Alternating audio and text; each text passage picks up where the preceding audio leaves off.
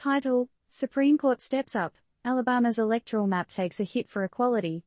TLDR. The U.S. Supreme Court hit a home run for fairness by supporting black voters in their face-off against Alabama's suspiciously skewed electoral map.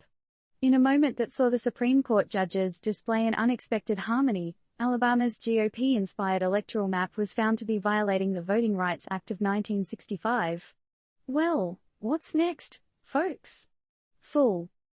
Get your popcorn, folks. The world's greatest courtroom drama, aka the U.S. Supreme Court, just gave us an episode that we won't forget anytime soon. In a plot twist, a team-up of conservatives and liberals led by none other than Chief Justice John Roberts himself, shot down Alabama's controversial electoral map. Now, doesn't that take the cake for never-saw-it-coming moments?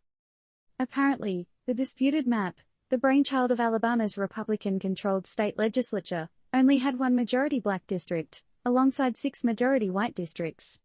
Kind of unfair, don't you think? So, the challengers, some of our brave black voters and advocacy groups, took a stand and brought the fight to the courts, accusing Alabama of violating Section 2 of the Voting Rights Act. Basically, they said this map packed black voters into one district while sprinkling the rest around in white districts, diluting their voting power. Sly move, right? Rewinding a little, the Voting Rights Act came to life in 1965, a time when Alabama, among other southern states, was playing fast and loose with policies that blocked black people from voting. Fast forward to today, and it seems like we're still wrestling with race in American politics and society.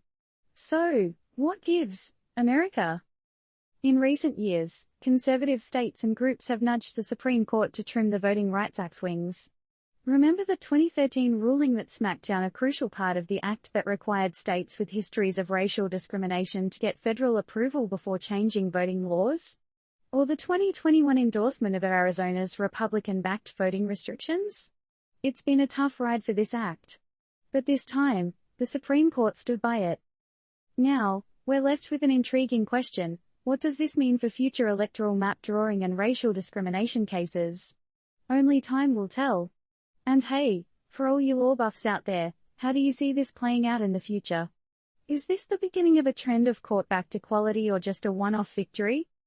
Remember, folks, this isn't investment advice or any kind of recommendation, it's just a hearty conversation around a hot topic.